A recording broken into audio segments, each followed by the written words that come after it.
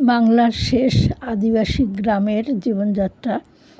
একটা আম গাছের তলায় বসেছে একটু বিশ্রাম নিয়ে, তারপর জমিতে কাজ করতে যাবে। রাস্তা পাকা হয়েছে এখন, আর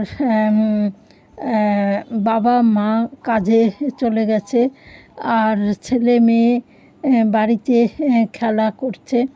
একটা ছোট ছেলে গরুর ঘাস কাটছে, আর স্কুলে পড়াশুনো করে। একটা মাটির দোতলা বাড়ি তৈরি হচ্ছে। এখানে বিদ্যুৎ আছে।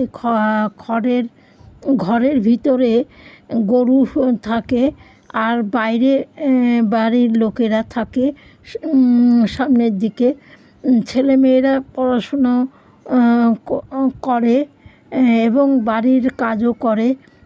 মাটি দিয়ে গ্যাসের উঁচু জায়গা তৈরি করে নিয়েছে এবং সেখানে গ্যাসের রান্না করে।